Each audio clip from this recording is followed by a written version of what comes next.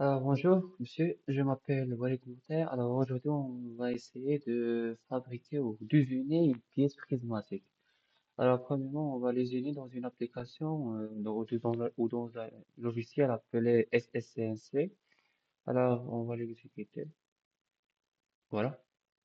Voilà ce logiciel. Il y a une machine, un magasin des outils, et une table et un étau pour mettre la pièce. Alors, pour mettre la pièce, alors il faut premièrement appeler une pièce prismatique. Pour appeler une pièce prismatique, on va utiliser premièrement, cliquer sur ce bouton, euh, puis ici, et voilà. Alors, dans l'examen 2011, on a la longueur est de 70, large 70 et de hauteur 70, et de hauteur 20, désolé. Alors, on va les éditer ici. Euh, Voilà. On a la longueur 70, largeur 70 et la hauteur 20. Euh, on peut aussi de choisir une couleur préférable. J'ai utilisé le rouge. Ensuite, on va utiliser OK. Deuxièmement, qu'est-ce qu'on va faire? Voilà, la pièce, il est monté dans le temps. Voilà. Alors maintenant, on doit mettre cette pièce un petit peu en haut. Alors, qu'est-ce qu'on va faire? Et de cliquer sur ce bouton Work Piece Clamp. Localiser un petit peu en haut, par exemple 10, 10, voilà, 10 dans cette surface, et 10 dans cette surface. Alors, est-ce que OK? Voilà, elle est localisée maintenant en haut. Voilà. Alors, la première chose qu'on doit faire est de savoir comment tangenter pour savoir le déplacement de X, Y et le Z. Alors, pour tangenter, on utilise une outil appelé Edge Finder. Voilà. Et on va cliquer sur Optical. Voilà. Et voilà. Alors maintenant, ce qu'on va faire est de mettre cette pièce dans le zéro machine, qu'on l'appelle aussi home. Alors voilà. Alors le Z est dans le zéro. On va mettre le Y maintenant dans le zéro et le X dans le zéro. Voilà. On peut zoomer un petit peu pour voir. Alors maintenant, on peut activer la broche et puis autant gentil pour savoir le déplacement de X, Y et le Z. Voilà. Euh, on entre on clique sur MTI, programme, deuxième chose, c'est le deuxième bouton et on clique sur M03, c'est-à-dire activer l'approche en sens horaire, puis input, puis on clique sur la vitesse, c'est M can S de 100. Voilà, input. Et voilà, alors on peut maintenant l'activer en cliquant sur Stick Start. Et voilà, il est activé dans son sens horaire. Maintenant, ce qu'on va faire, c'est de mettre cet outil en haut de la pièce pour déterminer le déplacement pour tangenter sur Z. Voilà, désolé. Et ici, pour tangenter sur X, et dans la vue de face, c'est pour savoir tangenter en Y. Alors, en tangente sur Z, premièrement, alors, ma méthode est d'utiliser cette bouton View, Full Screen, et d'utiliser cet outil Tool Setting View. Voilà. Car je veux voir tous les vues en même temps. Alors, voilà notre outil. Il est ici. On doit localiser ici. On peut utiliser cette vue aussi en même temps et cette vue en même temps. Voilà. Et même pour ici, mais on peut pas, on peut l'utiliser, oui. Mais, oui, voilà. Voilà. Alors, qu'est-ce qu'on va faire maintenant? C'est de déplacer, on va utiliser cette vue pour déplacer cette point rouge ici. Voilà. Le point rouge représente l'outil. Voilà. Alors, on clique sur le bouton Job, Z moi, Non, non, désolé. Avant de cliquer sur Z, on se déplace maintenant sur le X.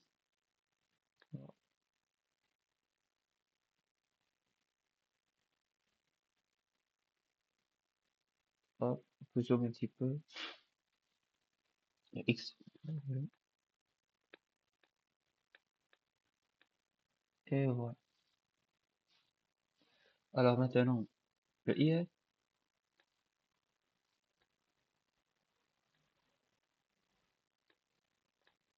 Et voilà. Alors on peut utiliser un petit peu X ici, Y ici, X moins ici. Et maintenant, on peut descendre. Alors, pour savoir si on a tangenté ou non, l'outil va déclencher une lumière rouge ici, c'est-à-dire qu'on a touché la pièce. Alors, on va voir.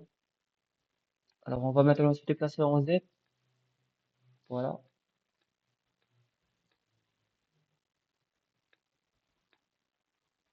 Zoomer pour être plus précis. Voilà. Alors, maintenant, on utilise Jog INC. Le voilà. Pour se déplacer d'une vitesse qui est lente, pour être plus sûr. Voilà. Z moins. On peut utiliser cette vue pour savoir s'il y a une lumière rouge ou non. Voilà.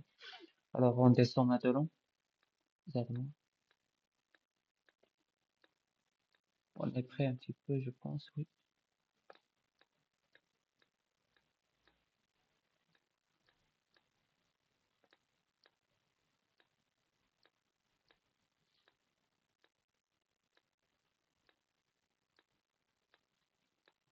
Je pense qu'on est prêt.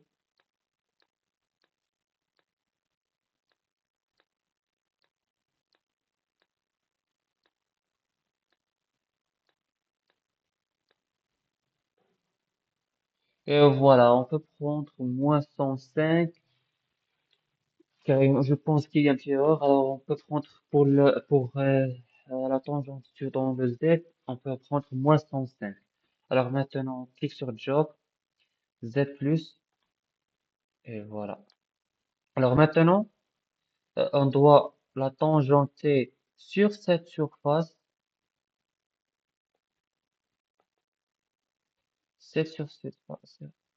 voilà, cette surface ici pour déterminer la tangente en X. Alors, cliquez sur X, on clique sur X, X plus, désolé. Voilà, en Z moins, on clique un petit peu en X plus, va être précis, en Z moins, voilà. On peut voir ici, on peut zoomer un petit peu ici, voilà pour savoir la toucher ici. Alors, Z, non, jog et ainsi, la vitesse fois 100 et Z plus. Et, et voilà. Alors maintenant en tangente, maintenant en X plus, on peut utiliser un jog pour se déplacer un petit peu plus vite. Alors, donc, désolé, X. Et voilà. Et maintenant, jog et ainsi, on peut utiliser la vitesse fois 100 puisqu'on est un petit peu plus loin. Alors, X moins, X moins. Et voilà, maintenant on utilise là une vitesse qui est lente.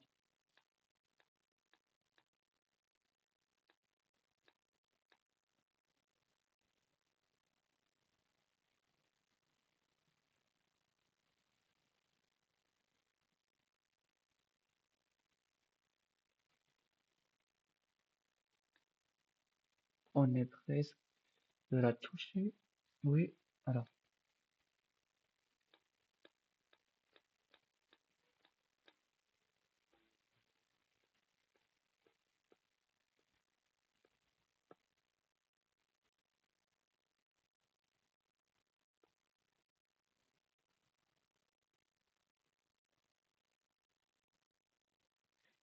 Alors, je pense c'est moins 360 parce qu'on n'a pas pris. Et la position de l'outil presque, mais c'est moins 360.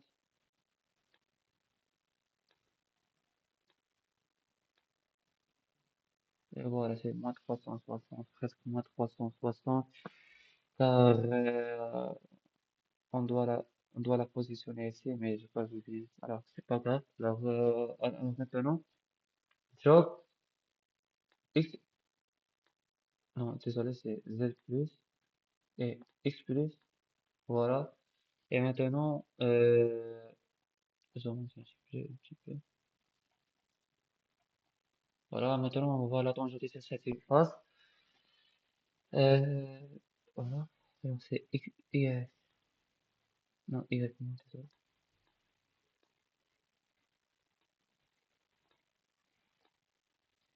X plus, non, X moins, désolé.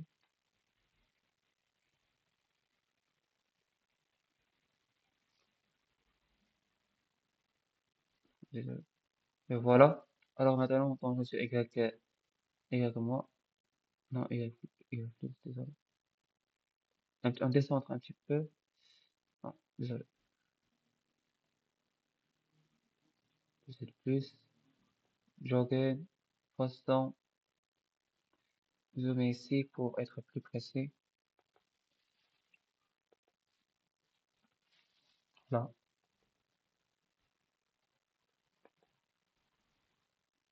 Alors, maintenant, on tangente sur Y plus.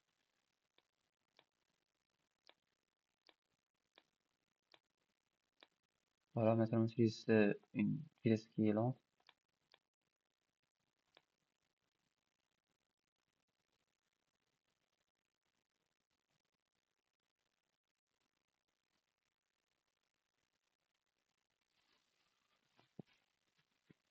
On est un petit peu loin, on peut utiliser x10.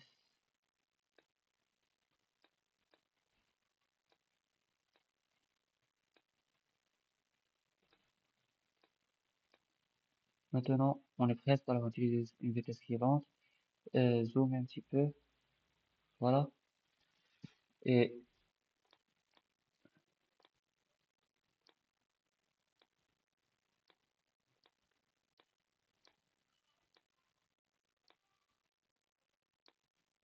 alors, c'est moins 240, presque moins 240. Oui, on va alors se déplacer en Z+. On va essayer Z moins.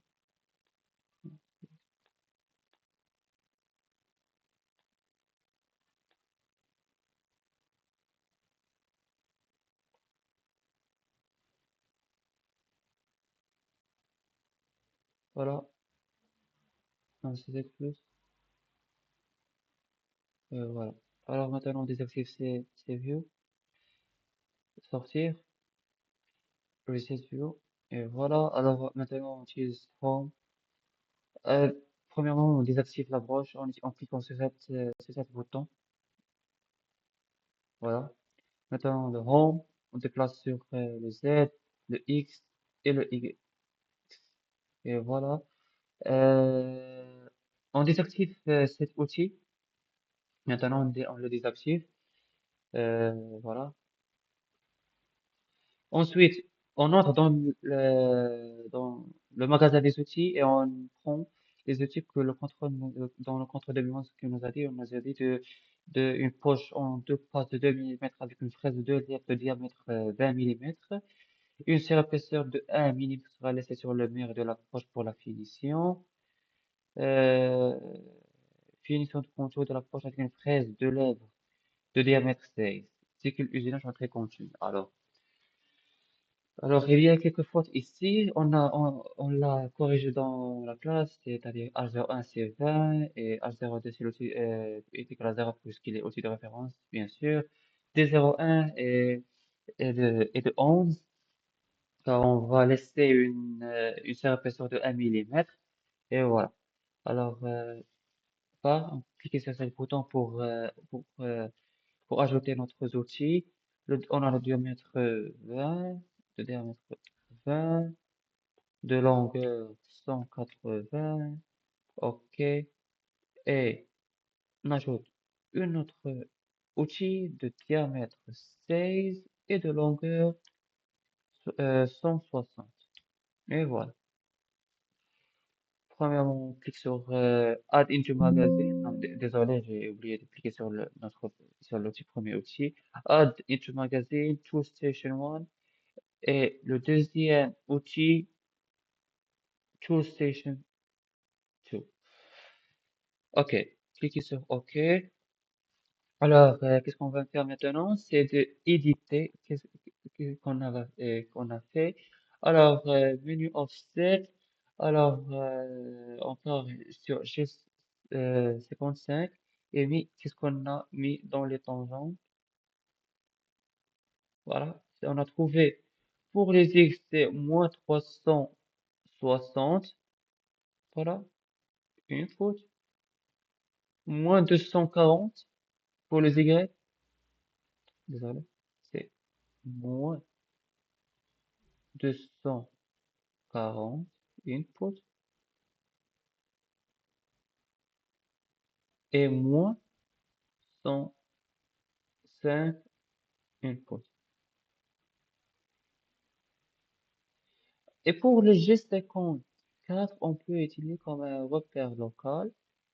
Alors, on peut utiliser par exemple moins 400 input, moins 200.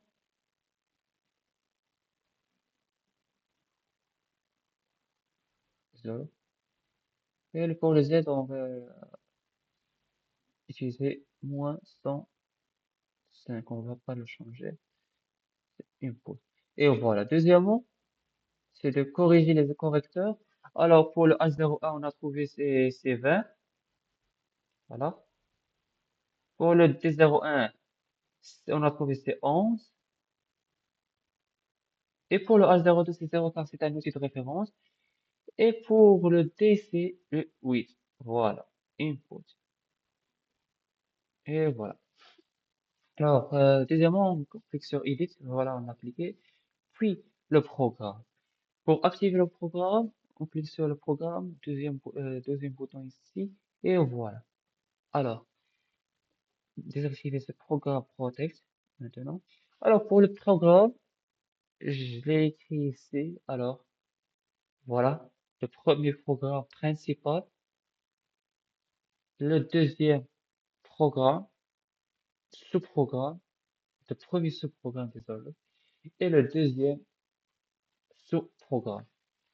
Alors, qu'est-ce qu'on va faire maintenant? Entrer dans notre logiciel et écrire notre programme. Appelez-le, par exemple, euh, OMIL, par exemple. Insert, et on clique sur cet bouton File Open. Non. On cherche notre programme principal. Voilà. Et voilà notre programme principal. Oh, voilà. Cliquez sur le programme, cliquez sur le bouton programme. Il est maintenant de sauvegarder. Cliquez sur O1001. Insert. On cherche notre premier sous-programme. Voilà. Désolé.